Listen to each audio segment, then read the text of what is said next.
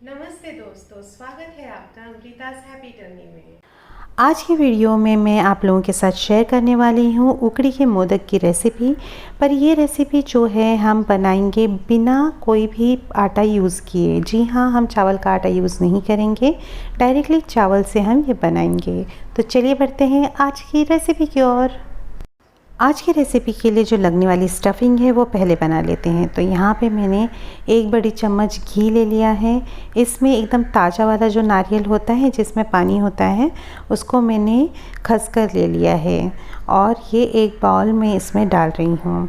तो अब इस नारियल को हम अच्छी तरह से मीडियम फ्लेम पे थोड़ा सा भून लेंगे कि इसका एक अच्छा सा घी और नारियल का एरोमा आने लगे। बहुत ज़्यादा नहीं भुनना है, इसका कलर नहीं चेंज होना चाहिए, बस ये थोड़ा सा एरोमा देने लगे, अच्छी सी स्मेल आने लगे इसकी, तब तक हम इसको भून लेंगे।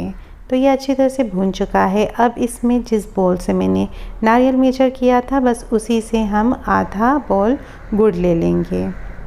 गुड़ को डालने के बाद गैस को कर लीजिए लो फ्लेम पे और चम्मच चलाते हुए हमें गुड़ को अच्छी तरह से मिक्स कर लेना है जब तक ये पूरी तरह से पिघल कर अच्छी तरह इसमें मिक्स नहीं हो जाता। तो यहाँ पे चम्मच चलाते रहिएगा, नहीं तो नारियल जलने के चांसेस होते हैं। एक बार ये अच्छी तरह से मिक्स हो जाए फिर इसमें आधी छोटी चम्मच इलायची पाउडर, स्वाद अनुसार नमक डालकर इसको अच्छी तरह से मिक्स कर लीजिए।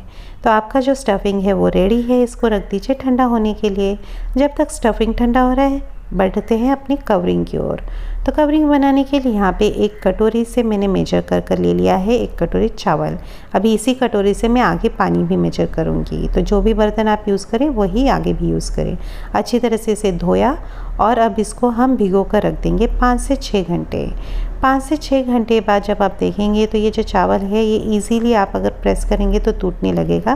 फिर इसमें का पूरा पानी निकाल लेना है और जो कटोरी हमने मेजर करने के लिए यूज़ की थी उसी से 1 कटोरी पानी ले लीजिए। अब इसी से हम अपने चावल का जो बैटर है वो बनाएंगे। तो पहले मैंने थोड़ा सा पानी डाला है और इसको एकदम फाइन स्मूथ बना लिया है मैंने बैटर।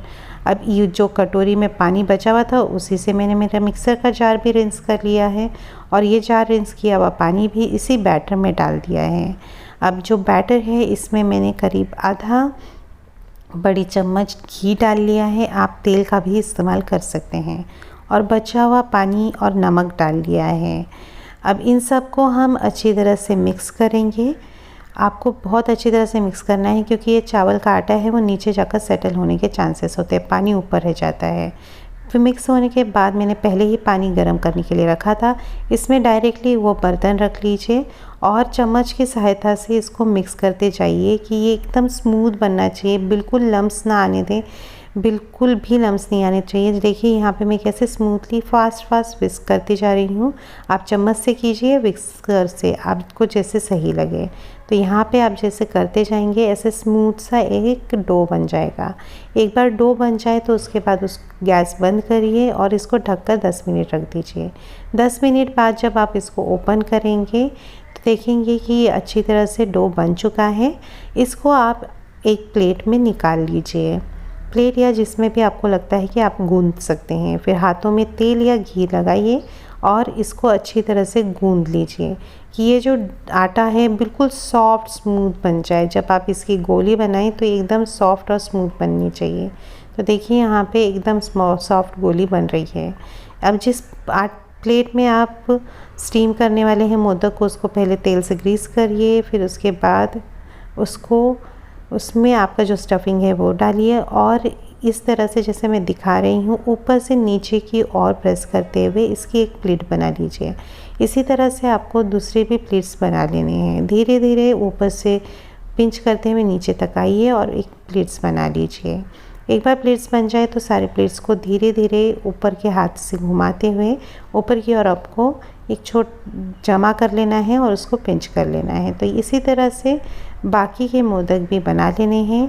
मेरे सारे मोदक बनकर तैयार हैं। मैंने पानी पहले ही गर्म करने के लिए रख दिया था।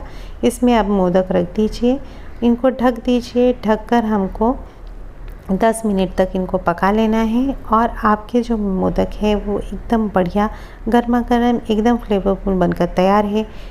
ये भी रेसिपी दोस्तों ज़रूर ट्राई करिएगा, और अगर आपको पसंद आए तो वीडियो को लाइक और शेयर कीजिएगा, चैनल को ज़रूर सब्सक्राइब कीजिएगा। थैंक यू दोस्तों।